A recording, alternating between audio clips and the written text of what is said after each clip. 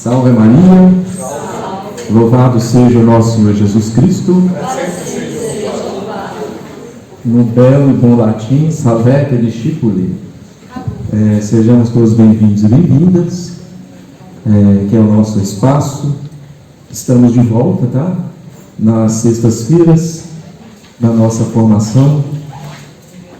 Nós somos o Centro Senhora da Luz, e inspirados em Nossa Senhora da Luz, que é aquela que nos chama, nós queremos fazer com que Jesus seja conhecido e amado.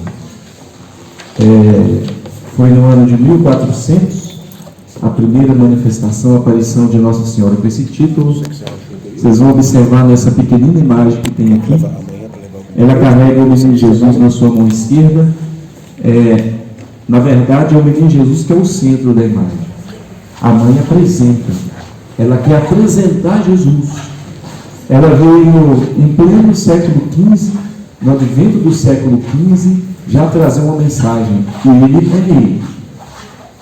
Se vocês querem um paradigma, um modelo para a humanidade, um modelo de mundo, um modelo de realidade, é ele. Verdadeiro Deus e verdadeiro homem. Princípio do século XV, guarda isso. E ela traz uma vela na mão direita. Primeiro, para falar que ele é a luz do mundo. E segundo, para dar uma mensagem do amor, da caridade, caritatis, o ágape divino, o amor incondicional, o amor que é Deus. É um amor que se dá. Ela restaura, em primeiro lugar, a dimensão do amor, é dar. Como a vela se consome para dar luz, nós nos consumimos de amor, um amor desinteressado que só dá. Segundo, para falar da verdade, a luz da verdade, conhecereis a verdade e a verdade vos libertará. Então a imagem, ela é toda uma parábola esculpida. O azul, que é a própria força da divindade, o rosa, que é o poder do amor divino. Ela pisa sobre as nuvens, mas é corpo e alma, porque assim como Jesus é corpo e alma e divindade ressuscitada, ela é assunta ao céu. Então, Jesus fala da majestade, ele é rei, por isso ele carrega um pequeno globo na mão esquerda, quer dizer, ele é rei, é o rei, é a realeza. E ela como rainha, rainha do céu, rainha dos homens, rainha dos anjos. Então, o nosso papel é fazer Jesus conhecido e amado. E nós fazemos isso através de catequeses, de formações. Passamos um grande período através das lives. As lives ainda vão acontecer. Porém, desde a última sexta-feira nós voltamos. E para todos que vamos acompanhar também nos meios virtuais, nós estamos de volta, tá? Nosso local agora de reunião, de formações é aqui no Coral Dom Silvério. Então, no hangar do Coral Dom Silvério, né? José Eduardo de Paiva, 431, não é isso? Aqui é o centro de Sete Lagoas. Bom, hoje nós temos a missão de falar da espiritualidade de Cristo Rei. Você sabe que o nosso ano litúrgico, ele começa com o Advento, finalzinho de novembro, início de dezembro. No nosso caso aqui, o Advento vai começar no último final de semana de novembro, que é 29, né? Mas o ano litúrgico termina com a festa Cristo Rei. Solenidade, na verdade. Solenidade de nosso Senhor Jesus Cristo, Rei do Universo. Então nós vamos fazer um pequeno percurso aqui de 3 momentos, porque para entender por que dessa solenidade Cristo Rei, para entender o que a igreja quer com isso e a importância dela para nós. Então, em primeiro lugar, eu queria começar a falar de uma coisa simples, mas interessante: festa. Dentro do povo latino-americano falou em festa, né? Todo mundo não. Chega em qualquer lugar para você ver, fala festa. Vamos fazer uma festa. Festa, do latim festus, é um lugar assim, alegre, divertido, que tem muitas pessoas. Mas nós dentro da igreja, para falar de festa, nós falamos de celebração, celebrare. Quer dizer que é algo que se repete. É algo bom, profundo, que se repete.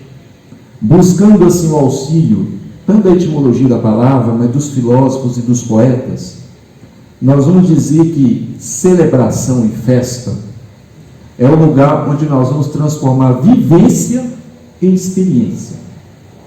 Olha que interessante. O que é uma vivência? São os fatos, palavras, acontecimentos do nosso dia a dia, da nossa vida. Poucos de nós são aqueles que sentam no final da noite, senta na cama e vai pensar: como é que foi meu dia mesmo? O que foi bom? O que não foi? Pede perdão a Deus pelo que não foi. Faz uma reflexão. Sabe o que é refletir? Refletir é dobrar sobre si mesmo. Se dobrar. Então quer dizer, eu vou me dobrar sobre o meu dia, sobre os acontecimentos, as falas, tudo que aconteceu, o que fizeram comigo, o que eu mesmo fiz comigo, tudo que eu falei, tudo que eu pensei. Eu vou fazer um balanço no dia. Fala a verdade, quem faz isso? Quando você não fica, senta no pedaço, senta até na beirada da cama com a intenção, mas pega um trem desse e começa. Né? Bom, então, isso são as vivências. Celebrar e festejar, olha que interessante. Celebrar e festejar é quando você para, junto com muitas outras pessoas, para fazer esse balanço da sua vida. Então, cada vez que eu celebro, eu festejo, eu estou levando a minha vida, eu estou levando a minha história, eu estou refletindo, eu estou me dobrando sobre ela. Por quê? Aí eu vou colocar diante de mim tudo que foi bom, tudo que não foi, as virtudes e os defeitos, e eu vou transformar vivência em experiência. Que aqui deu para acompanhar, né? Celebrar e festejar é isso. E a música, o forró, a comilança, isso aí é só para dar um auxílio, é um incentivo, porque se eu falar que é só para refletir, ninguém vai, entendeu? Isso é uma artimanha nossa, para que todo mundo faça. Tem uma prova disso? Nós temos muita barraquinha, né? Às vezes o pessoal chama: padre, vai cantar na barraquinha. Aí eu chego lá, não sei porque o povo pede para cantar, que fica todo mundo falando o tempo todo. Aí você sobe o som, o povo começa a gritar. Por quê? O original da festa é conversar mesmo, que eu estou me partilhando da minha vida.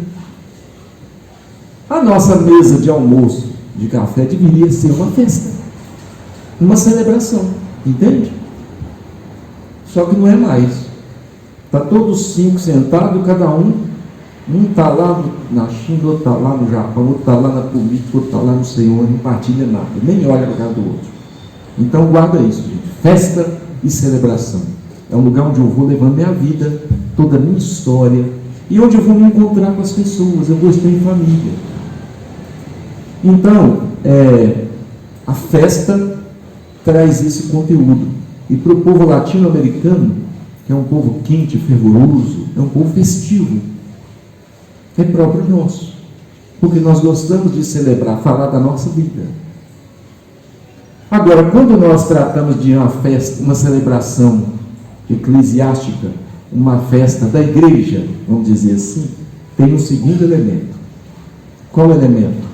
Jesus, o Cristo de Deus. É uma ação dele. Quer dizer que eu levo a minha vida, a minha história, os fatos e acontecimentos. Além disso, o que acontece? Eu ouço a palavra dele, eu busco a palavra de Deus, eu vou falar de Deus. Então, as vivências da minha vida se tornam experiência, e as experiências diante da palavra de Deus faz tornar sabedoria e me conduz à graça. Porque, vamos dizer, por exemplo, a missa. Por que a gente chama de missa? Na verdade, o nome é Sacramento da Eucaristia. Nós vamos celebrar o Sacramento da Eucaristia. É uma celebração eucarística. Eu chamo de missa, porque no latim, no final, era assim: ite, missa est. Missa vem de missão, do latim. Missa, missione. Missa. Quer dizer que é uma missão. Termina a missa falando assim: agora começa a missão, vamos embora. Vocês vieram aqui buscar a força do Cristo, trazer a sua vida e unir a sua vida com Ele na comunhão, para ir embora e espalhar a mensagem dele pelo mundo. Mas olha só, a celebração eucarística é um sacramento. Sacramento é o quê? Sacramento, essa palavra sacramento não quer dizer instrumento. Instrumento do sagrado. Sacra do sagrado. Mentum. É um instrumento do agir sagrado. Então quer dizer que através de palavras, de sinais, de ritos, de gestos visíveis, acontece a graça de Deus invisível. Eu, por exemplo, sou padre, eu presido a celebração eucarística. Mas eu estou lá in persona Christi, na pessoa de Cristo. É Ele mesmo que celebra, através de mim. E é o próprio Espírito Santo que garante a eficácia, desde que eu siga todo o rito, toda a celebração como ela é. Acontece.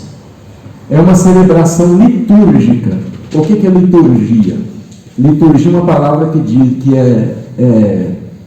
antigamente no Império Romano havia os liturgos. Quem que eram os liturgos? Imagina que eu sou rei. Aí eu chamava alguém aqui da plateia. Você vai em meu nome você vai lá na cidade de Corinto, dizer que vocês vão criar juízo, eu vou lá mandar um passar a régua, né? Meter o cacete lá. Quer dizer que esse fulano que eu chamei vai ser um liturgo. Ele está lá em meu nome, para levar uma mensagem àquele povo. A comunidade cristã tomou essa palavra para si. O que é uma liturgia? É uma ação de Cristo. Actiones Christi. É o Jesus que está em nome do Pai, agindo em favor nosso, levando uma mensagem para nós. Então, é uma ação de Cristo, por Cristo, com Cristo e em Cristo, que age, amando do Pai, pela força do Espírito Santo, para realizar a graça para nós, em nosso nome. Sendo assim, quando você celebra a missa, você está celebrando vida, paixão, morte e ressurreição. O que acontece no sacramento é a dimensão do memorial. Acontece de novo para mim. Toda vez que se come desse pão, que se bebe desse cálice, se recorda a paixão, mas não é recordar só de lembrar, é recordar de participar de novo. Quer dizer que eu estou lá na vida de Jesus, eu estou lá na sua paixão e morte, eu estou lá na sua ressurreição. Pela força do sacramento, pela força do Espírito Santo, aquele mistério que aconteceu uma única vez, atualiza-se para mim, entendeu? Nossa, Padre, que covardia, toda vez que celebra a missa, vocês estão matando Jesus de novo, já me falaram isso, tá? Ai, ai, ai. Não estão matando Jesus toda vez, não. Nós estamos indo ao único e eterno sacrifício mais uma vez. Isso é o maior milagre da terra. E ninguém presta atenção na missa. Por isso que não se faz qualquer besteira de uma missa, dentro de uma celebração dessa. Não pode. Então, guarda até aqui. Tanto essa questão da festa, como da festa litúrgica. Então, olha que interessante. Nós vamos falar mais especificamente hoje de uma encíclica, uma carta encíclica, que foi escrita por Pio IX em 1925. Essa carta encíclica chama-se Quas Primas. Quas Primas. E ele lançou essa carta instituindo a festa de Jesus Cristo Rei, em 1925. Mas eu queria citar agora no princípio, que nós vamos voltar, para falar o quê? Lá ele faz uma consideração interessante sobre qual que é o papel de uma festa litúrgica, de uma celebração litúrgica. O que é um ano litúrgico? Para que são essas coisas, afinal? Para que se celebra? Primeiro, eu acabei de dizer para vocês que você leva a sua vida, você transforma as suas vivências do dia a dia em experiência. O que for bom, você cultiva, elas são as virtudes. O que for mal são os vícios, você se liberta, pede perdão e calma. Assim vai se fazendo experiência. Você traz para o ambiente da igreja a luz da palavra de Deus, à luz da tradição apostólica e do magistério, você vai beber nas fontes perenes da fé. Então, a experiência se torna sabedoria em contato com Deus. Já é o segundo ponto. Terceiro, olha que interessante. Fala se não é verdade, isso aqui é de 1925. Lá na Quas Primas, o Papa Pio IX vai dizer assim, olha, na igreja existem os documentos do magistério, são bons. O Papa vai dizer como se fosse assim, o Pio IX. O ideal é que todo cristão, todo católico tinha que ler todos os documentos, estudar todos os documentos, tanto os documentos pontifícios, as cartas encíclicas, as proclamações do Papa, as exortações. É importante que todo cristão, não é só o padre não, tá? Todo cristão católico tinha que ler. Mas o que o Papa vai dizer? Infelizmente, 1925, tá? Infelizmente, é um número muito restrito de pessoas que leem esses documentos.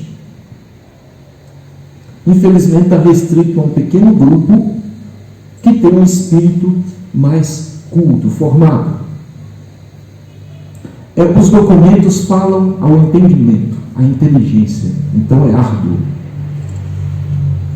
Infelizmente, vai dizer ele, inspirado em quê? A educação está degenerando. E o povo não dá conta de ler mais. Começa a ler, não aguento, minha cabeça vai explodir, larga esse tema lá. Olhando para hoje, de 1925 para hoje, isso não é verdade? Sim. Qual de nós lê um documento da igreja? Quando eu falo assim, gente, tem a Evangelho Gaudium do Papa Francisco. Não dá tempo, não dá tempo, padre, né? Não dá tempo. Só que é importante. O catecismo é o básico do básico. Não dá tempo, padre, não dá tempo. Aí o que acontece? A igreja sabe essas coisas. Não dá tempo. Por exemplo, hoje nós estamos aqui. Isso é um espaço de eu falar de um documento. Isso tudo é um documento de 1925 que eu vou dizer aqui hoje.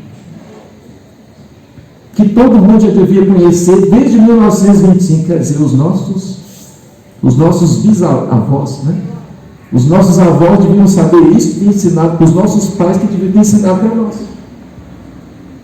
Tadinho dos nossos avós. Por sérias questões não conseguiram. Nós que vamos ensinar, tá? Vocês que vão ensinar para os filhos, para os netos, que vão ensinar para os bisnetos. Sabendo disso, o que a igreja faz? Olha, os documentos do magistério falam direto ao entendimento, ao intelecto. É o ideal que todos soubessem, que todos tivessem essa prática, conquistassem essa força, mas não tem. Então existem as festas litúrgicas. Por exemplo, uma Santa Missa. A primeira razão da Santa Missa é o quê? É fazer o mistério do Cristo, né? Acabei de falar, não é? Toda vez que se come desse pão e se bebe desse cálice, se recorda a paixão de Jesus Cristo, quer dizer que eu estou vivendo de novo aquele único mistério, quer dizer que é algo sobrenatural. E se fica esperando a sua volta. Toda vez que eu celebro a missa, eu tenho a consciência de que eu estou esperando a vinda do Senhor, porque Ele que vai resolver tudo.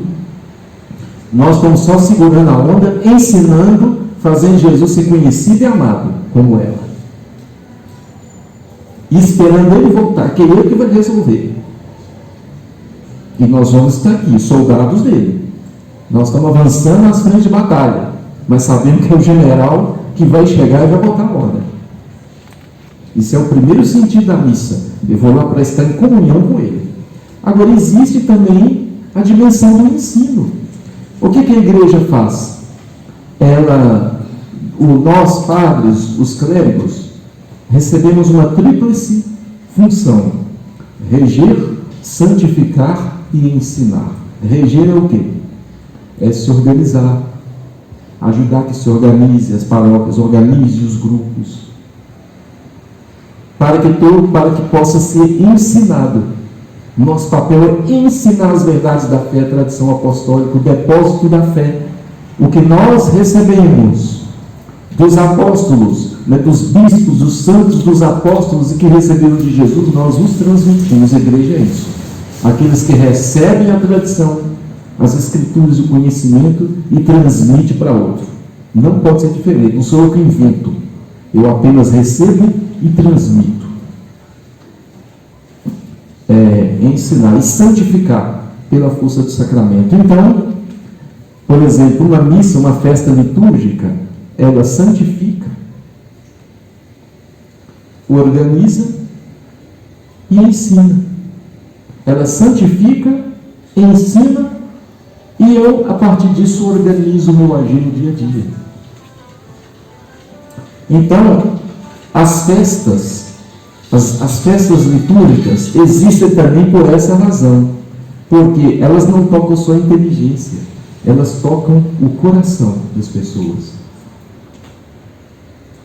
Atingem e instruem a universalidade dos fiéis. É verdade.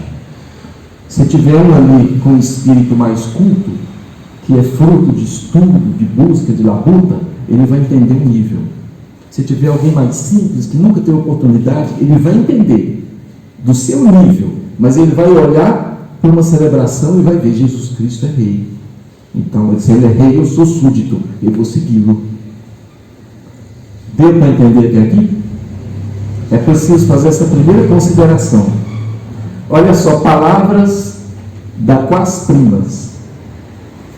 Composto de corpo e alma, precisa o homem dos incitamentos exteriores das festividades, para que, através da variedade e beleza dos sagrados ritos, recolha no ânimo a divina doutrina, transformando-a em substância e sangue, tire dela novos progressos em sua vida espiritual. Profundo, né? 1925, de novo. É o parágrafo 19 da Quas Primas. Composto de corpo e alma, somos nós. Nós precisamos dos incitamentos exteriores das festividades. O exterior tem que nos tocar. E a celebração faz isso de uma maneira extraordinária, que não é só uma formação, uma aula, é um rito. E o rito carrega uma beleza. Os ritos sagrados carregam uma beleza, uma verdade. Por isso que não é qualquer coisa que você faz dentro da missa. Não é mesmo. Entende?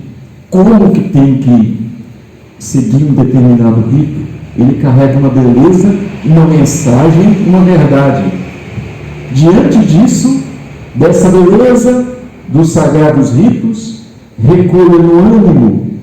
Ânimo quer dizer alma.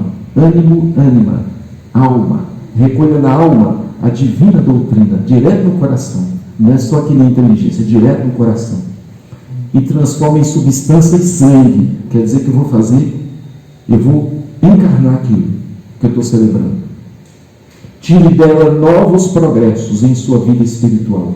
Quer dizer que cada vez que eu celebro, aquilo me transforma, me muda. Então, esse é o primeiro ponto que eu queria dizer a vocês. Porque a igreja tem ano litúrgico, festas litúrgicas, celebrações litúrgicas. Além de santificar, ela quer ensinar. E é uma pedagogia extraordinária. Nunca foi achada outra igual. O ano litúrgico tem o ano A, dedicado ao evangelista Mateus, ano B, o evangelista Marcos, ano C, o evangelista Lucas. João aparece nas festas de solenidade nos 3 anos. É o ciclo dominical. Tem o ciclo ferial, dia de semana funciona diferente. Ano par, ano ímpar, os evangelistas. Em 3 anos e meio você lê toda a Bíblia. Se você lê, não dá para ir à missa todo dia. Se você tiver a liturgia da palavra e for acompanhar, você vai ler a Bíblia toda em 3 anos e meio. Você vai entrar nos mistérios de Cristo. Além de ler, não é só ler. Você vai ver a proclamação dele, o próprio Espírito Santo que toca. Diante da beleza do rito, você vai entrar, aquilo vai se transformar em sangue.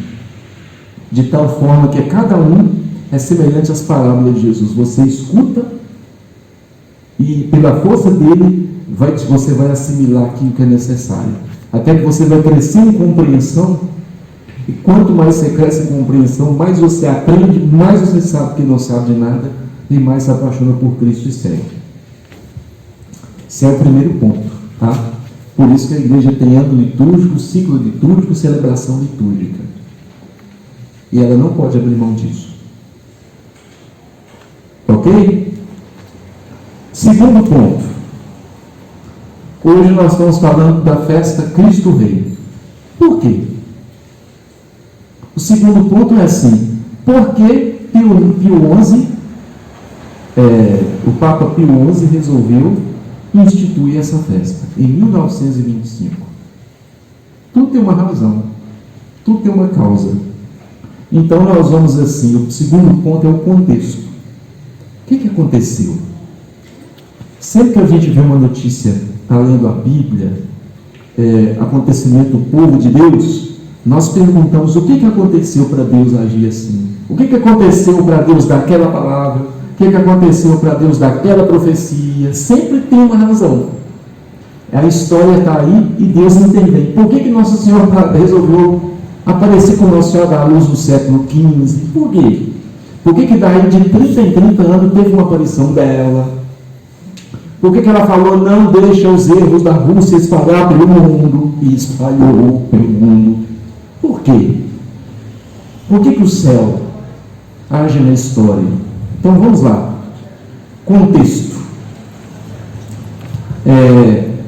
Não sou especialista em história, nem em teorias políticas, econômicas, mas só para ter uma ideia das coisas.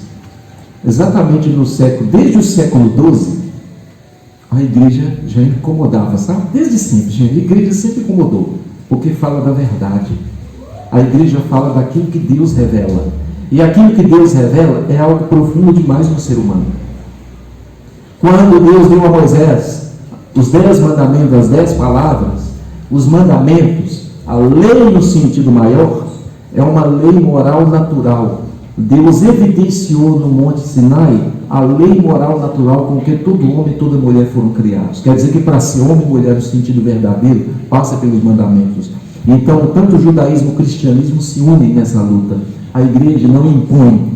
A igreja quer mostrar o que já está dentro do ser humano, para que ele viva melhor. A lei natural, aí acima dela tem a lei divina, que leva além. Nós fomos feitos para Deus. Nossa vocação é santidade. A igreja sempre ensinou isso, né? Então isso sempre incomodou. Desde o século XII começou-se um certo fermento de querer calar o ser humano, ser livre no sentido errado. Então isso foi explodindo mesmo no século XV. Século XV, você sabe, pela queda de Constantinopla, que inaugura o final da Alta Idade Média, o início da Idade Moderna. Então aí acontece o movimento renascentista, o Renascimento, que influenciou as ciências, as artes, a literatura. Nós vamos trazer de volta os antigos clássicos greco-romanos. Isso trouxe também muitas questões pagãs que inclusive entraram dentro da igreja, contaminaram a igreja. Então foi toda a questão do renascimento. Foi o primeiro toque assim: vamos tirar Deus do centro e colocar o homem, o ser humano, que vai ser o centro. Aí que ela começa a aparecer com esse título Nossa Senhora da Luz. Assim, opa, se tirar meu filho do centro vai dar zebra, vai dar problema. Não tirar. Colocou o ser humano. Então, o Renascimento trouxe aquela cultura grega, a beleza do homem, a beleza do corpo. Uma liberdade que começou a desviar da verdade, porque os gregos falavam da liberdade, uniram a verdade. Não tem liberdade sem verdade. A verdade é a adequação do intelecto com a realidade. E a liberdade é viver segundo a sua verdade. Existe uma lei natural, moral dentro de você. Você vive livre quando você vive essa verdade, mesmo quando te leva a sofrer por alguma coisa. Bom, então, foi o primeiro ponto, renascimento. começou a ter um fermento de paganismo, começou a tirar Deus de escanteio, jogar Cristo de escanteio. Havia muitos humanistas cristãos, mas começou a tirar do escanteio. A Reforma Protestante, que foi 31 de outubro de 1517, quando Martim Lutero fixou suas teses lá na porta da faculdade, e aconteceu uma série de coisas. Aí houve a Reforma Protestante. Então, uma grande divisão. Algum tempo depois, tudo acontecendo assim, fenômeno em cascata, né? Pelas idas do século XVII, pelo ano 1600 alguma coisa, até o século XVIII, acontece o iluminismo. Então, a partir daqui, sim, vai lembrar o Papa aqui na Quas Primas, acontece um divórcio entre a esfera temporal e a esfera espiritual. Aí sim, Deus é tirado do escanteio. Aí, olha o que vai dizer o Papa Pio XI, logo na introdução. Quas Primas quer dizer o quê? Na primeira encíclica, ele vai falar da causa de todas as calamidades que ele percebe até então. Ele cita a primeira. Jesus foi removido da vida particular e da vida pública das pessoas. É removido da vida particular e pública. As pessoas agora não conhecem ele mais. Por isso que não sabe a cidade onde fica, ao ambiente de onde vem, ao tempo, tudo nada. Hoje é verdade, amanhã não. Então não existe uma verdade, não existe modelo humano, não existe modelo de civilização, não existe. Entende a situação que vai acontecendo? Olha só, também não é a minha especialidade aqui, mas dentro disso foi aparecendo certos sistemas políticos e econômicos. Por exemplo, do indivíduo. Os liberais defendem, por exemplo, os direitos individuais acima de tudo, livre mercado, democracia, secularismo, igualdade racial, igualdade de gênero, etc, etc. Então, ele programou a namorada virtual para fazer do jeito que ele gosta e quer. Pelo menos para ficar lá fazendo caras e bocas pela online. E repetindo tudo que ele pôs lá. Cerceamento da propriedade privada. Você está caminhando para isso. Aí você vê esse liberalismo de um lado e comunismo do outro. A igreja critica os dois, mas ela nega com todo o poder e autoridade o socialismo e o comunismo. Pelas monstruosidades que saem dali. Violação dos direitos humanos fundamentais. Isso é só para falar um pouco do contexto. Então, olha só que interessante. Quando Pio XI, seguindo a trajetória dos que vieram antes dele, quem, padre, que veio antes dele? Olha só para citar alguns. Pio IX, Leão XIII, Pio X. Leão XIII foi o que inaugurou a festa litúrgica do Sagrado Coração de Jesus. 1899. E quando Pio XI cria a festa de Cristo Rei, ele faz uma ponte poderosa com Leão XIII. Vocês já viram, observaram como é que é a imagem de Cristo Rei? Já? Como é que é? Ele aparece com uma coroa, um cetro, e como é que é Jesus? Você já reparou que ele tem um Sagrado Coração? Vocês já perguntaram por quê? Você sabe, por que ele aparece com o Sagrado Coração? É porque ele coroou como rei o Sagrado Coração que Leão XIII lá atrás fez essa festa também para isso. Nesse sentido, estão tirando Cristo. O Sagrado Coração fala do amor divino, mas também do amor humano, que se une ao amor divino. Fala da Trindade, fala da cruz, da coroa de espinhos. Quer dizer, o coração é coroado de espinhos. Ele sangra. Quer dizer que ele é verdadeiro Deus, não é verdadeiro homem. ele tem o fogo da caridade, que não é só em cima do coração, não. Na imagem original, o fogo envolve o coração todo, por dentro e por fora. É o fogo do amor divino. Também tem o sentido de reparação pelos espinhos do coração. Tem o sentido de sacerdotal e sacrificial amoroso, quer dizer, ele se sacrificou por nós, então quer dizer que eu sou cristão e me sacrifico pelos outros. Quer dizer que o sofrimento faz parte do meu caminho. Isso é o Sagrado Coração. Tem como fugir do sofrimento? Não. Aqui não. Só lá. Aqui não. Então, a igreja foi uma maneira da igreja ensinar isso para as pessoas. Além do mais, o próprio céu se pronunciou, porque Santa Margarida Maria Alacoque, que teve a visão com Jesus com seu Sagrado Coração. O que já era pensado pelos papas, pelos padres e desde as Sagradas Escrituras, ela viu. E ele ordenou, manda criar essa festa.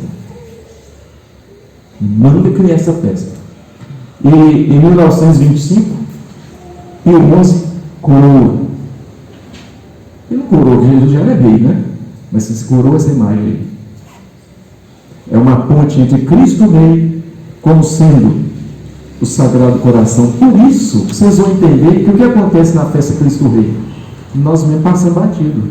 O que a igreja aconselha? Fazer na festa de Cristo Rei, de Cristo Rei. Renovar o quê?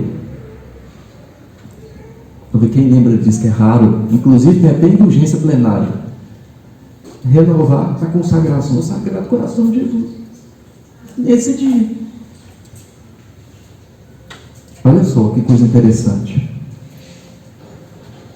Então, no dia de Cristo Rei, a igreja recomenda: renove a consagração do gênero humano ao coração de Jesus. E aqui nós começamos a entrar no terceiro ponto. Até aqui tudo bem, né? Vocês entenderam o contexto? Por que Pio XI resolveu?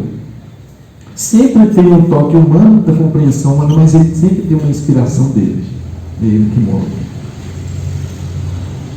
Retiraram Jesus da vida particular e pública. Primeira tragédia. Ele fala calamidade. Primeira calamidade. Por quê?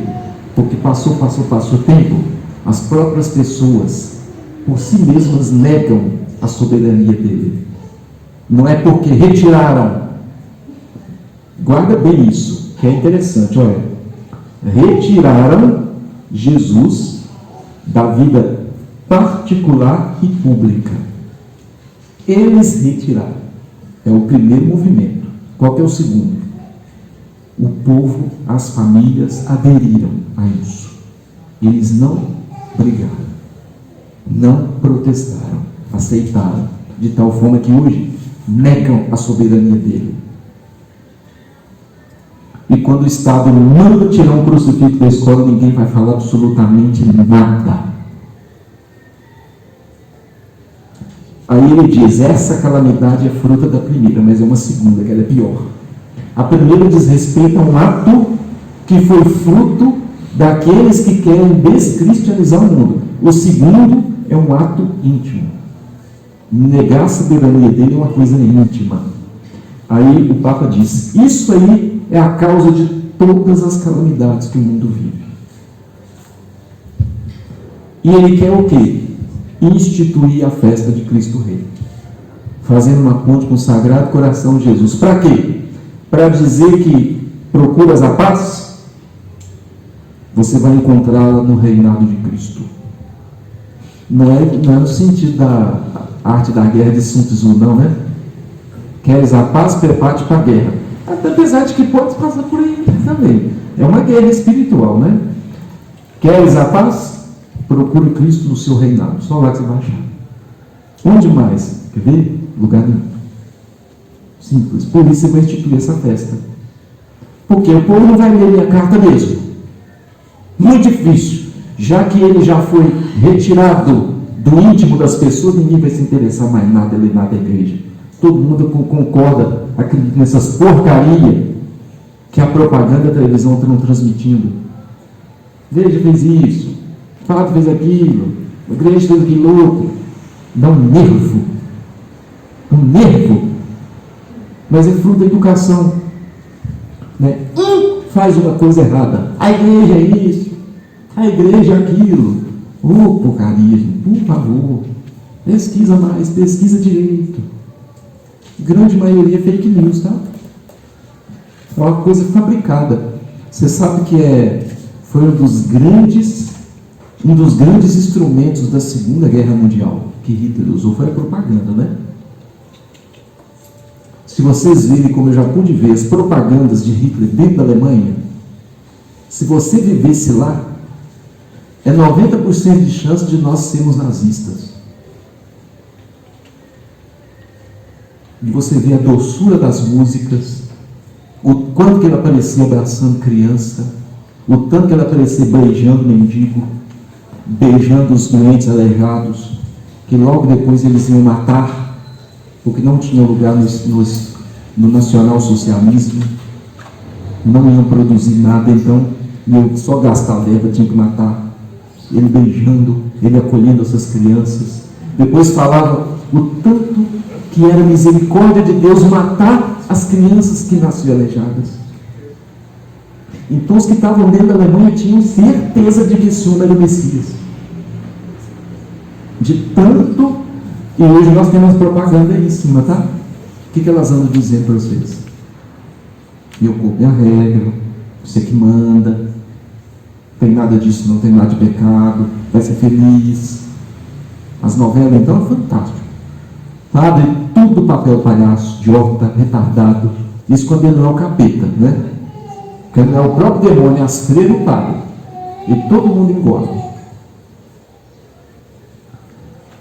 Bom, então aqui, vamos dizer, em que sentido Cristo é rei? Aquas Primas vai dizer o seguinte, primeiro ele é rei no sentido espiritual. Quando o Verbo se fez carne e habitou entre nós, e nós vimos sua glória, em Jesus nós vimos duas naturezas, uma pessoa só. Nós somos convidados a crer nisso. O Natal é isso. Se ninguém celebra isso no Natal, o Natal não prestou para nada para vocês. Aí o liberalismo pega essa porcaria e fala que é só para dar presente. Então ele já destruiu o sentido do Natal no coração das pessoas. Entendeu como é que é fácil tirar a soberania de Cristo do coração? Mole. Eu pego e transformo numa festa de dar presente. Eu boto Papai Noel lá, que não tem nada a ver com São Nicolau, que é o original. Vai ver o que São Nicolau fazia? Se ele voava em alguma renda, entrando em chaminé, jogando coisa lá. Vai ver o que São Nicolau fazia. Era um cristão santo daquele século, acho que era um papa, não era? Um bispo, que fazia caridade lá com os pobres. Mas então, ele é verdadeiro Deus, verdadeiro homem. Então é essa majestade. Por quê? Aquas Primas foi escrita no 16º aniversário de centenário do Concílio de Nicéia. 16º centenário. O Concílio de Nicéia foi convocado pelo imperador Constantino I e pelo Papa Silvestre. Foi pelos dois, tá? Não foi só o imperador, não. Qual que foi o assunto principal? Ele é Deus ou não? Então foi estabelecido um dogma. Jesus é consubstancial ao Pai, quer dizer, é da mesma substância do Pai. Então ele é Deus, com o Pai e com o Espírito Santo. Que isso não se discuta nunca mais. Vocês não sabem o tanto, o sacrifício que foi para chegar nisso. Ele é verdadeiro Deus, consubstancial ao Pai, da mesma substância. O mesmo Concílio de Nicéia ordenou que se colocasse no credo, cujo reino não terá fim, cujos reinos non erit finis. O seu reino não terá fim. Então, em outras palavras, o Concílio de Nicéia citou a realeza dele, o reino não tem fim. E ainda citou, toda a autoridade me foi dada no céu e na terra. Quer dizer que ele é rei de tudo. Paulo VI, né? Foi Paulo VI? Foi. Pegou a festa Cristo Rei e levou, mudou o nome um pouquinho. Solenidade de nosso Senhor Jesus Cristo, Rei do Universo. Quer dizer, de tudo que existe e de tudo que está para além daquilo que existe. Então, ele é rei nesse sentido. Acontece que ele já é rei, mas aqui no mundo nós já vivemos o já e ainda não. Quer dizer, ele já é rei, mas o seu reinado vai se fazer plenamente visível na sua glória, na segunda vinda dele. Então, nós participamos do reino de Cristo quando vivemos a sua graça. Vivemos debaixo da sua soberania. Quando nós vivemos o ser cristão como devemos viver, nós estamos no reino dele, apesar de sermos como soldados. É como um soldado que está defendendo o reino do seu Senhor, esperando o Senhor voltar. Nós estamos guardando, ensinando, ajudando as pessoas a escolherem, porque na sua vinda gloriosa que o reino vai se fazer totalmente visível. Aqui o Papa ele escreve, e olha só que sentido interessante. O reino é espiritual, mas ele se comunica ao reino temporal. Olha só, assim como a alma está para o corpo, é a alma que traz ao corpo o quê? Ânimo. É uma pessoa animada, é uma pessoa cheia de alma, viva, que é viva, se move. Uma pessoa desanimada, a pessoa ficou sem alma. Um corpo desanimado é um corpo sem alma. Ânima é isso. Então, assim como a alma anima o corpo, a esfera espiritual do reino ilumina a esfera temporal. Em que sentido? Mostrando a esfera temporal, a sua natureza, a sua origem e o seu fim. Quer dizer que a partir do momento que eu tirei Jesus Cristo como rei, eu não sei para onde eu estou indo mais. Não tem razão de ser. Não tem vida humana verdadeira. Só tem uma vida animal. E se a própria criação espera, geme como a mulher que está em dores de parto, esperando a vinda do seu Senhor e dos filhos dele, então a criação toda grita junto. Não tem sentido nenhum o que está acontecendo. Não tem razão, direção nenhuma. Então ele é rei pela união hipostática. O que é isso? É a união da natureza humana com a divina. E isso é interessante, porque ele é verdadeiro Deus e verdadeiro homem. E não perdeu nenhuma das duas naturezas. A divindade acolheu a humanidade. Quando ele morreu e ressuscitou, ele ressuscitou como verdadeiro homem e verdadeiro Deus. Ainda é humano e é divino. Entendeu por que a festa Cristo Rei está unida com o Sagrado Coração de Jesus? Exatamente por isso. Para dizer que ele é humano, mas é divino, é rei. E é um rei humano. E olhando para o Sagrado Coração de Jesus e para a coroa e por cetro que foi posto nele, é para você olhar assim, e ele continua sendo humano, mas é Deus.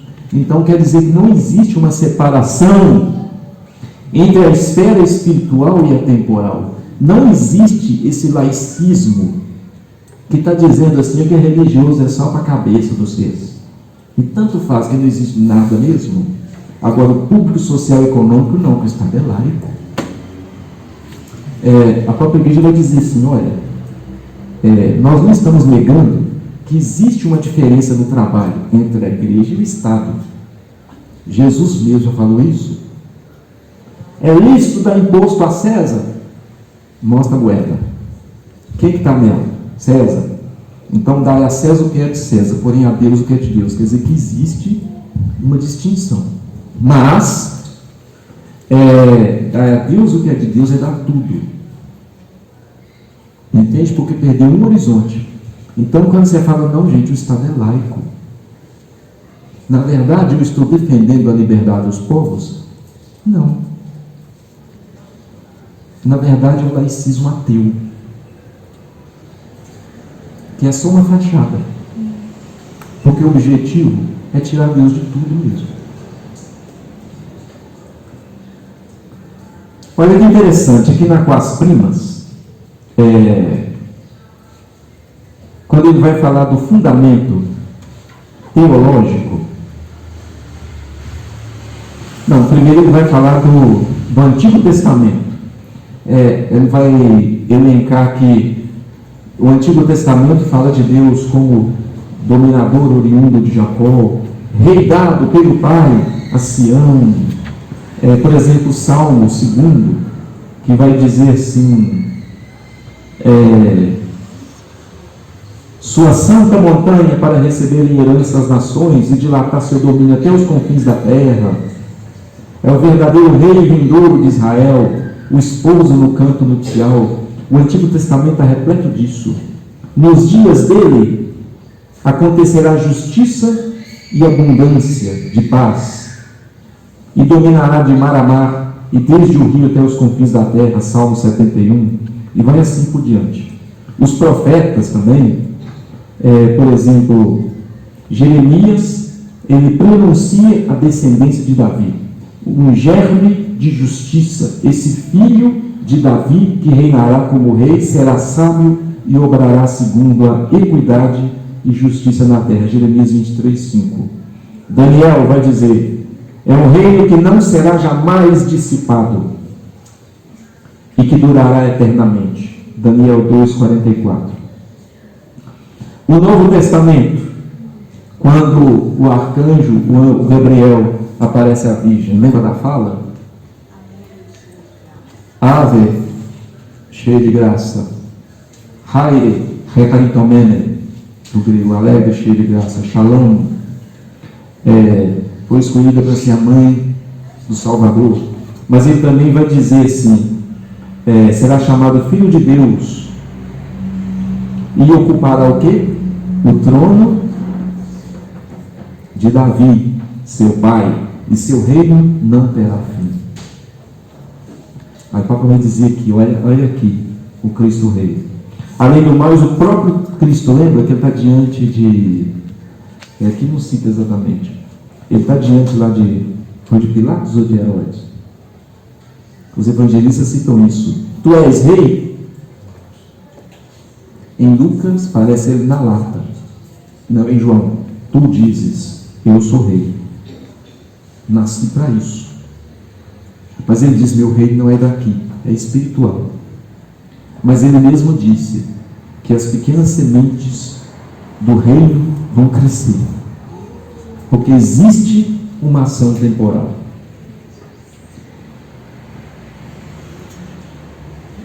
Agora, para falar da realeza de Cristo,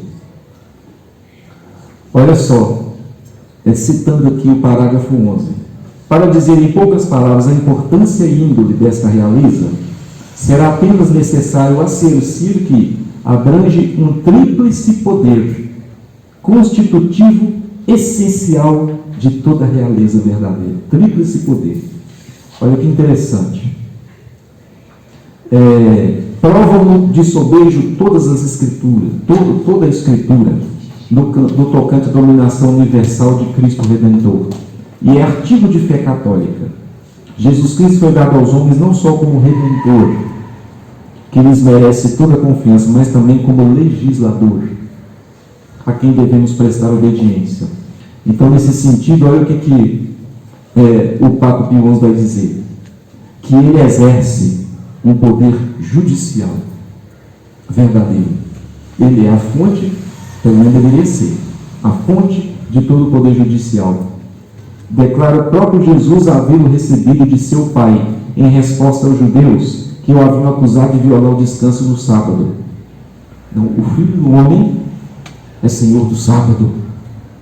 E o sábado era o que existia de mais sagrado dos judeus. Não, o Filho do Homem é Senhor do sábado, vocês estão entendendo. E eu que sou o Senhor disso aí. O Pai disse-lhe, o Pai disse-lhes, o Salvador, não julga a ninguém, mas deu todo o juízo ao Filho. João 5, versículo 22. Inclusive o direito de premiar e de punir os homens. A Cristo compete o poder executivo, porquanto devem todos sujeitar-se ao seu domínio, e quem for rebelde não poderá evitar a condenação aos suplícios que Jesus pronunciou. Vinde a mim, bendito meu Pai. Tive fome e deixe comer de sede. Afastai-vos de mim, não vos conheço. Senhor, abre-nos a porta. Em verdade vos digo, não vos conheço. Apartai-vos de mim. É uma ação. Então, é o poder judiciário, executivo e o próprio legislativo a quem devemos prestar obediência. Então, olha só o nível, o que o Pio XI está pedindo. Aonde deve se estabelecer a graça de Cristo Rei? Já que ele foi tirado do particular e do público, ele deve voltar para lá. E antes de mais nada, ele deve voltar a ter soberania dentro dos próprios católicos que perderam. Por isso ele instituiu uma festa, uma celebração litúrgica. Isso ao mesmo tempo é interessante e é triste. Então, na verdade, se pensar de certo modo, o Papa instituiu essa festa antes de ser comum para os católicos. Antes de alcançar todas as terras, eu falei, os meus aqui já não acreditam na soberania de Cristo, eles não vivem mais a soberania dele. Eles já o negaram na vida particular e pública. E convivem com isso, ele já não é mais rei. Nesse sentido, eles não sabem mais a diferença. Por isso tem que ter uma celebração litúrgica. E olha que ponto a celebração litúrgica conseguiu acabar com a celebração litúrgica. Aí você está vendo Cristo Rei lá. Você chega em certo lugar, como é que Cristo é rei? Você monta lá uma mesa de almoço de fora a fora. Em vez de celebrar, você vai comer. Comer com os pobres. Não fala nada dele. Nada dele. Você vai comer com os pobres. Você poderia comer com os pobres depois de fazer a celebração do Cristo, mas tudo bem. Vai comer com os pobres, consciência de não sei o quê, consciência negra. Tinha que ser consciência humana, tem que parar. Existe consciência branca, por acaso? Não. Nós queremos pedir da consciência branca? Não. Pergunta para os negros, também não vão querer, não. Continua com o racismo, a mesma porcaria. Dia da consciência negra quer dizer que eles continuam se separados de nós. E não está desse jeito mais. Então, será que estão preocupados com os povos mesmo ou não? Quando tem umas leis estranhas. Pois é, então o Papa queria isso. Ele quer isso. Em 1925, de lá para cá, e olha só, fora erro grosseiro delegar a Cristo homem a soberania sobre as coisas temporais, todas, sejam quais forem. Do Pai recebeu Jesus o mais absoluto domínio das criaturas, que lhe permite dispor delas todas como lhe aprouver. Contudo, enquanto viveu sobre a terra, absteve-se totalmente de exercer esse domínio temporal. Desprezou a posse e regimento de todas as coisas humanas, que deixou e deixa ainda ao arbítrio e domínio dos homens. Verdade graciosamente expressa no conhecido verso: não arrebata diademas terrestres quem distribui coroas celestes. É o hino Crudelis Herodes, na Epifania, o ofício da Epifania. Não arrebata diademas terrestres quem distribui coroas celestes. Então é uma realeza universal.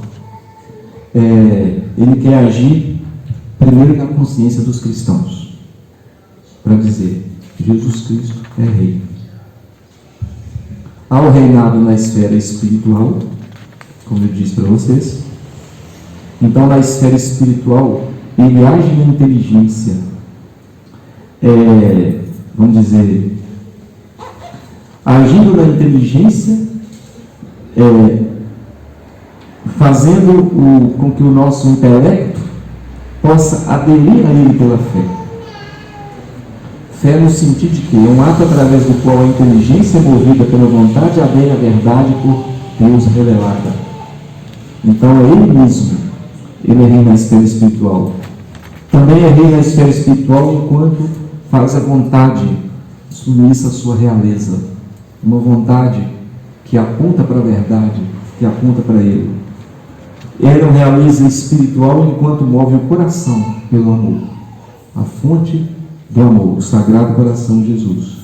Mas também é um reinado na esfera temporal. E nesse sentido, ele vai lembrar dos bens. Se existe uma certa diferença entre o agir da igreja e o agir do Estado, o bem comum os une. O que é o bem comum? A doutrina social da igreja vai dizer um pouco, né? Inspirada em Santo Tomás. Existe o que de bom que a pessoa precisa? Primeiro tem os bens sensíveis, né? Comida, bebida, dignidade, afeto, carinho, toque, educação daí que ainda não, mas saneamento básico, moradia, ótimo. Para que eu quero isso? Isso é o fim? Não. Isso é só um instrumento. Aí tem o segundo, os bens inteligíveis, educação, isso que nós estamos fazendo aqui, formação, conhecer para amar. Todos têm a vocação de uma vida intelectual, você tem que conhecer a realidade. Como é que você vai viver sem isso? Você não vai viver. Vai ser manipulado, vegetar por aí. Achando que está feliz, eu não tenho. Fica aquele buraco de todo tamanho, tem que beber. Tem que só ficar com educação de sexo. Fica pensando coisa errada, asneira. Fica embarcando toda qualquer ideologia, eu caio. Gostei, vou nessa. Então os bens inteligíveis, mas ainda ao final, não. É só instrumento. Aí tem os bens espirituais. A sua união com Cristo. Aí você descobre, essa é a minha vocação, ser santo. Tudo mais é um instrumento. Isso quem devia dar, os bens sensíveis e inteligíveis. Essa unidade. Nesse sentido, isso une a igreja e o Estado, que deveriam agir para esse fim. A vida política e econômica é para promover esse substrato que permita a pessoa alcançar Deus. Isso aí que foi derrubado lá atrás, quando Deus saiu do centro. Nós não aceitamos mais. Nós queremos algo diferente. Sou eu, como indivíduo, que vou escolher livremente o que é verdade e tudo mais. O ser humano se perdeu. Aí surge esse laicismo neoliberal selvagem. A verdade é aquilo que a maioria escolhe. A vontade, na verdade, é uma vontade desprovida de... um indivíduo pensa que ele é dono da sua vontade, mas na verdade ele é manipulado o tempo todo pelo mercado e pelo próprio Estado, pátria educadora. A vontade, ela é chamada vontade da raça, de vez em quando, nazismo. Às vezes ela foi chamada de a vontade da nação, é o fascismo. É a vontade do proletariado do partido. Aí tem o socialismo, o comunismo, o socialismo esquerdista, é a vontade do partido. A vontade de Deus, ninguém fala mais. Ou é a vontade da nação, ou é a vontade da raça, ou é a vontade do partido, ou é a vontade do proletariado, vai sim. Vai. Então, as estruturas temporais, elas devem ser tocadas pelo Cristo Rei. Nesse sentido, essa encíclica, a festa de Cristo Rei, assim como a festa do Sagrado Coração de Jesus, que estão unidas, elas nasceram para ser um ataque direto no coração do laicismo, do liberalismo, do comunismo e de tudo mais. Um ataque direto, como uma flecha. Por quê? Os nossos católicos já estão comunistas, liberais e laicistas. Então nós temos que arrumar a casa por dentro primeiro. Vai passar o que para os outros? Nesse sentido, ele faz um pequeno retrospecto aqui na carta, vai dizer, são as etapas desse laicismo neoliberal violento que nós vemos hoje. A primeira etapa foi quando a cristandade recebeu uma cacetada do renascimento pagão gnóstico. O gnosticismo vai dizer assim, Eu tenho contato direto com Ele, eu não preciso de intermediários, entendeu? Por isso que a experiência de Deus é relegada ao fórum íntimo de cada um, porque você vai falar com Deus, você se vira nos 30 para lá. Não existe mediador, não existe instituição. O gnosticismo é uma experiência direta dele, que todo mundo fala com ele. Vocês estão vendo como que dentro da nossa igreja está assim? Eu conheço o grupo aí, quando eu vou falar, gente, vocês já conheceram o catecismo? Não, nós não precisamos, o Espírito Santo fala direto conosco. Eu falo, mas é aquilo que eu já falou antes, você sabe? Por quê? Tem que saber, claro, aí. Você acha que vai ficar igual palhaço repetindo o que eu já falou? Se fala comigo, você vai ver o que eu já falei primeiro, que eu já falei isso lá. Você acha que eu perdi tempo, 2000 anos perdendo tempo? E agora, só porque você não acredita nos seus irmãos que veio lá, eu tenho que falar com você? A resposta que ele já me deu foi isso. Só porque você não quer acreditar nos papas e nos santos que vieram antes, eu tenho que falar para você agora. Então vai lá, o básico seu, estudar a Bíblia toda, saber o catecismo de pé da letra, e depois você vem aqui e me pede, me fala. Então, olha que interessante. Então o gnosticismo, o padre Paulo Ricardo fala, quase acabou com a igreja. Só não acabou porque ela foi fundada sobre a fé, sobre a pedra, e o inferno não pode com ela. Senão eu já tinha acabado. O que o gnosticismo diz? Eu falo com ele. E ele aparece só para mim. Por isso que as aparições, elas são tuteladas pela igreja. Segunda etapa foi a Revolução Francesa. Vai ver, né? Iluminismo, Revolução Francesa, que vai conduzir depois ao liberalismo, o laicismo, as grandes perseguições, etc. Terceira etapa foi inaugurada na Revolução Russa. Inaugurada na Revolução Russa. Aí a questão do neomarxismo, né, que é leninista nas armas, ou então na guerra cultural, na cultura, nos filmes, na novela. O Brasil está perdendo a guerra para a guerra cultural. Precisou aqui, dizem assim, não precisa de arma não, lá não. Lá é só a gente falar, todos os universitários se levantam e vão para as ruas, né? Eu estou com um caderninho vermelho, mas não é nesse sentido não, tá, gente? Mas se falar nas faculdades, assim, elas vão todos para as ruas, como aconteceu na China, com Mao Tse Tung, carregando um livro vermelho. Os estudantes.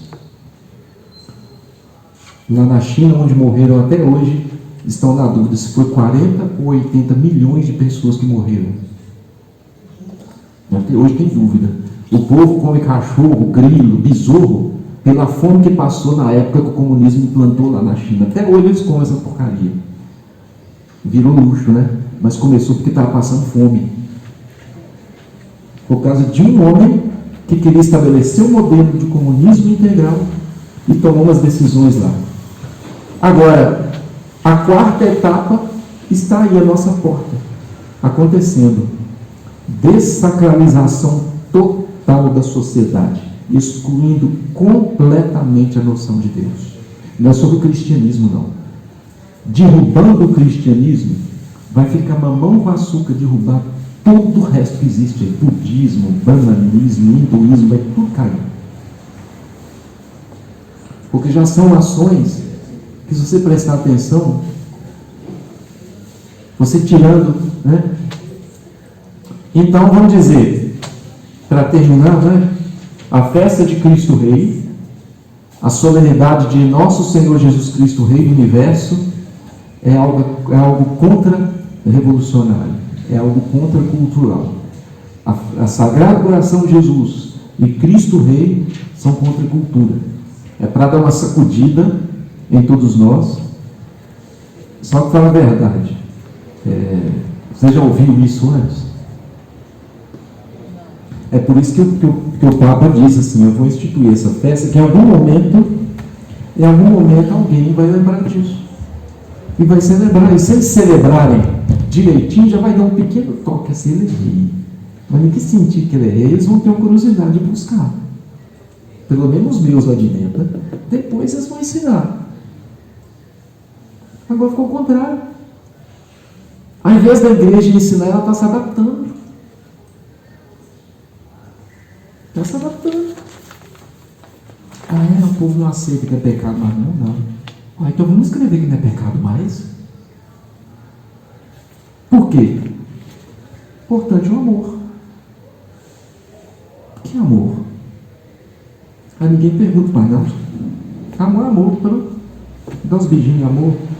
Dá um pão com o outro, amor. Dá um copo d'água, amor. Chapa a mão na cara, é amor. Tem uma noite louca lá de questões sexuais, depois plantar a mão, bater, é amor. É porque ama demais. Tudo é amor. Casar com um cavalo é amor. Casou com um celular, com a namorada virtual que criou, por amor. A outra casou com um muro, ainda brincava, vai mandar 2 buracos, pelo menos para abraçar o bem, né? Senão vai abraçar o muro. Vai ter que dormir ao relento. Como é que você vai levar seu bem para casa? E é amor. O psicopata que mata, ele mata por amor. Você sabia disso? Dentro do universo dele, ele se sente feliz, satisfeito, ele ama fazer aquilo. Então ele está matando por amor que tem. O problema é de quem vai morrer. Eu não estou nem aí. Está prestando um serviço. Por quê? Faz parte da agenda matar um tantão de gente. Sabe esses filmes que aparecem na Marvel? Por exemplo, o Thanos. Você prestou bem atenção nesse personagem? Thanos Marvel? Ele passou... Ele é jovem, sabe, gente? O Thanos tem 3 ou 4 mil anos. Então ele viu muita coisa acontecer. Ele chegou à conclusão de que ele tem que matar metade dos seres vivos do universo, aí todo mundo vai ter o suficiente para viver. Porque tem coisa demais, entendeu? Eu vou matar metade. Depois que eu matar metade, o resto vai vir na maciota. Aí daqui a uns 3 mil anos, o outro vai ter que matar metade outra vez. Isso diz alguma coisa? E no final do filme, lá, quando ele vai viver feliz na fazendinha dele lá, destrói as joias, né? Ele começa o filme campanhando umas porcarias lá para comer, todo ferrado também, né? Mas feliz. Triste e feliz. Alguém tem que fazer isso. Alguém tem que matar para as coisas dar certo. Infelizmente, gênios da humanidade que se levantam, e todos eles sabem disso.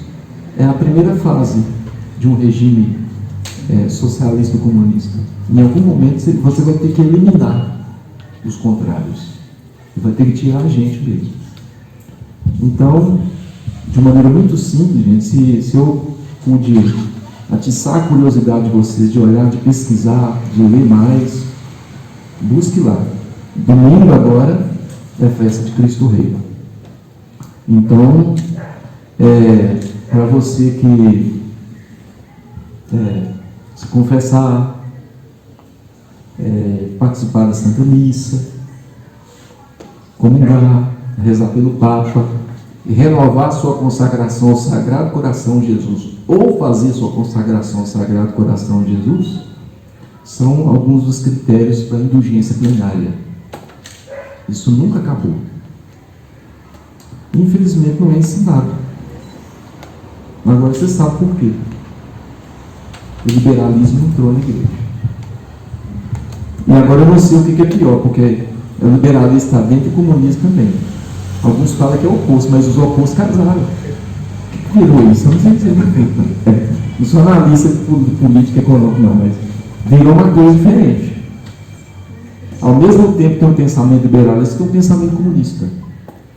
Um aponta para a origem, outro aponta para o fim, mas todos os dois são histórico-materialista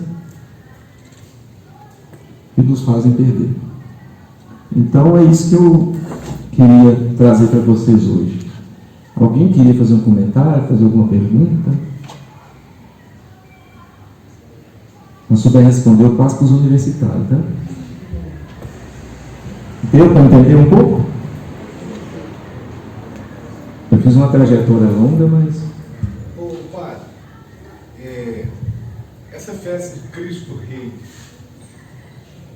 ela não é ela não é celebrada, essa festa não é celebrada em toda a igreja.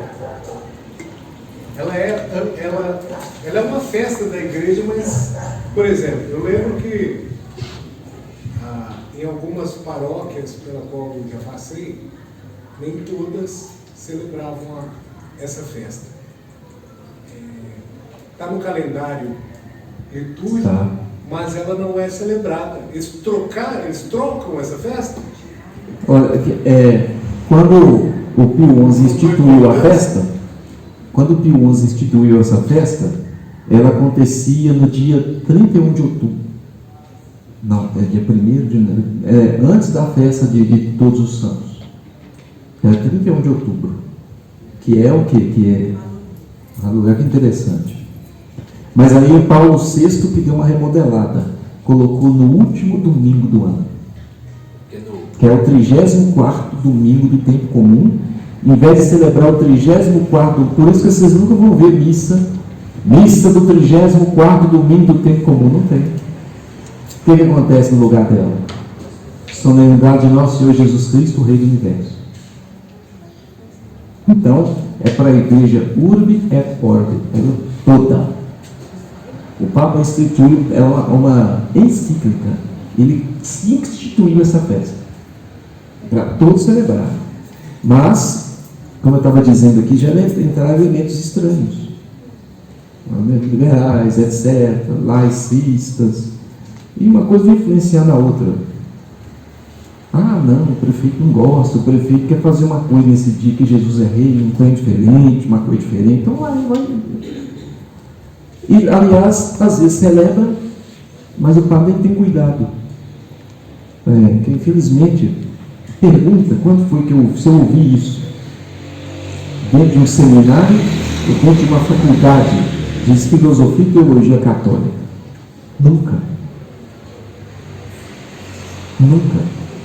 Naqueles que eu passei e outros que eu já fiquei sabendo de muitos outros lugares, pergunta quando que um curso de filosofia e teologia a nível superior ou dentro de um seminário falou do catecismo.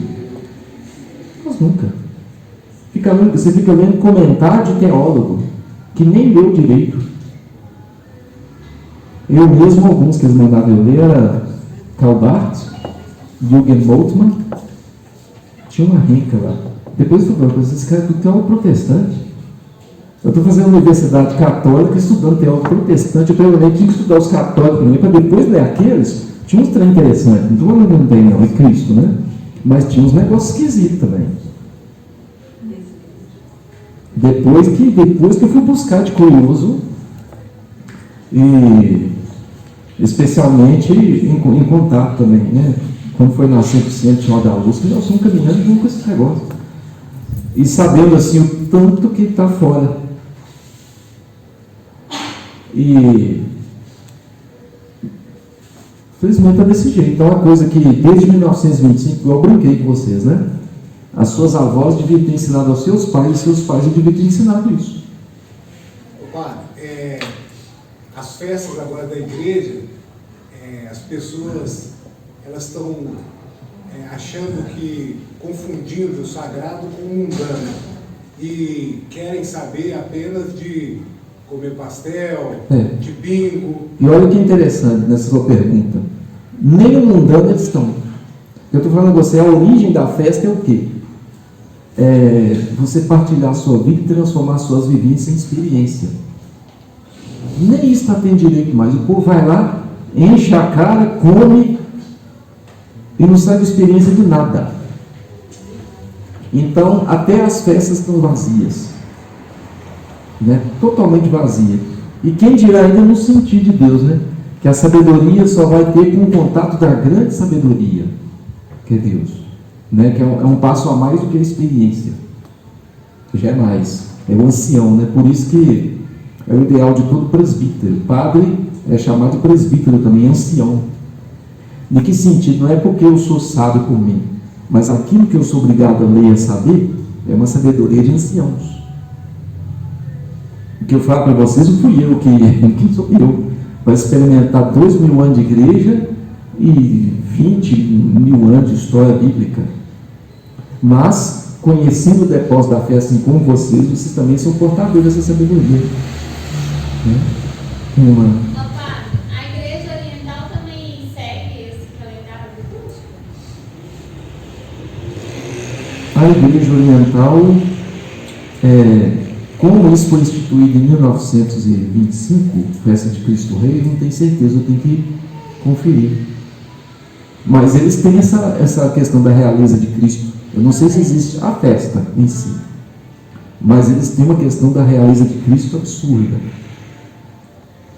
Eles mantiveram, o João Paulo II dizia assim, o Ocidente e o Oriente são dois pulmões do mesmo corpo. Um dia eles vão ter que se unir. A riqueza vai ser muito grande, que é a riqueza da mesma igreja. E o cisma aconteceu por causa de quem divide uma língua. É o mesmo que fez a divisão na Reforma Protestante, é o mesmo que providenciou o cisma séculos antes. E é o mesmo que movimenta essa máquina toda do ser humano viver sem Deus. É o inimigo da mulher. Tu lhe ferirá a cabeça e ela te ferirá o calcanhar. Então, que fica ferindo o calcanhar da igreja, também existe um dedinho dele, do maligno. O Papa Francisco diz: a fumaça de Satanás entrou. Ninguém divulgou isso do Papa Francisco. Vocês já escutaram? E ele falou isso.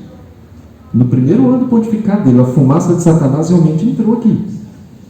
Depois, num documento Gaudete et Exsultate, o último capítulo do documento fala do maligno. Onde lê esse documento, pergunta quem falou desse. Pula. Ele vai terminar assim, o Pai Nosso mas livrai-nos do maligno. O maligno é um anjo caído, um ser pessoal, Todo mundo pula isso.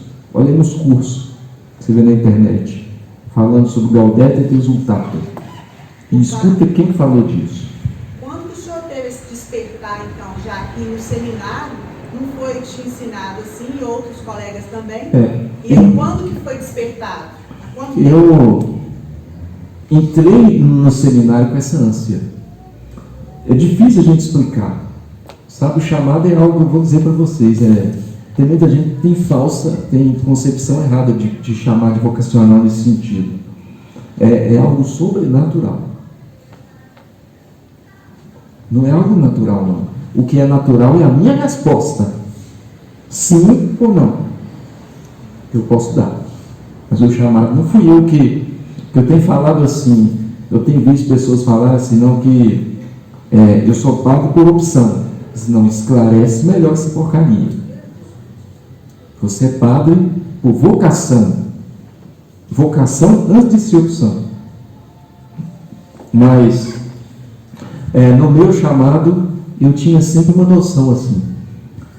Quando eu entrei no seminário, aliás, a minha paróquia de origem é um dos padres que passou. Eu era pequeno, comecei a agir na igreja, era uma verdadeira sede, comunidade eclesial de base. Eu entrei no coral, que era uma sede o tempo todo. Mas sabe quando eu satisfaço? Eu achava legal, interessante, os musiquinhos alegres, uns negócios assim, peneira para lá, peneira para cá, pão voando, gente entrando dançando, gente vestida. Eu ficava olhando aqui, sinceramente, dava uma impressão lá no fundo, assim, tá faltando alguma coisa aqui, o que é? Tá bonito, muito feliz, tá sorrindo, o povo vai lá comer, até rachar, vai embora feliz. Eu chego na casa, apanho do marido, brigo com os filhos, fica meio uma merda, mas tudo bem, quando vai aqui, fico feliz. Lá não muda nada. Aí ficava assim, tem algo mais. É como se eu estivesse vendo uma peça de teatro, eu queria ver os bastidores. Melhor comparação. Eu sempre quis ver os bastidores. Deus nunca me deixou sossegado. Eu entrei no seminário, pensando agora. Aí eu fui com um monte, eu custei entrar. Eu gastei 4 anos. Foi em 1990. Eu entrei em 99. Em 95 eu comecei. Eu senti esse chamado de Deus. Claro, porque já tinha ele implícito, porque eu não consegui me afastar da ação da igreja. Mas em 95 eu fui. Gastei 4 anos de briga comigo mesmo. Pelo que eu tinha que fazer. Pelo que estava na minha mente, no coração. que eu tinha que fazer para ser padre. Parte que eu sou melancólico, é um rigor mesmo, a gente é rigoroso com a gente, mas em parte porque ele estava falando. O dia que eu entrei no seminário, eu falei, Senhor, eu falei com o padre reitor assim, olha, eu não sei se eu presto para isso não, mas eu sinto chamado. E não é só desejo não, é algo muito grande. Então eu estou aqui. Aí a hora que começou a primeira semana, eu só mestrei, é muito fácil. Não é fácil demais, é mamão com açúcar. Apesar do que eu estava fazendo, de oração, de vida e celebração, de mortificação, é mamão com açúcar. Aí eu fiquei assim, tão errado. Eu sempre caminhei com isso, eu nunca concordei no fundo. Às vezes era obrigado a fazer umas coisas, era obrigado a celebrar, mas eu já carregava isso comigo. Vai para a faculdade. Aí começou o curso superior. Cada coisa. Faculdade de Filosofia e Teologia, Dom João Rezende Costa, dentro da Pontifícia Universidade Católica de Minas Gerais, que estão totalmente ferradas pelo Ministério de Educação e Cultura, porque para ter licença de funcionar você tem que ser laico, porque todos têm direito. Se você for hinduísta e quiser estudar lá, você vai. E os professores, ó, não fala aquilo. Fala de uma maneira. Estou exagerando aqui, mas vocês entenderam o espírito, né? Então eu fiquei assim, engraçado, está faltando alguma coisa aí nesse negócio. Eu ia buscar sozinho. Só que passa tempo, sabe quando você cansa de tanto escutar a mesma coisa? Por isso que eu tenho uma ojeriza de uma expressão, pés bem fincados no chão da realidade.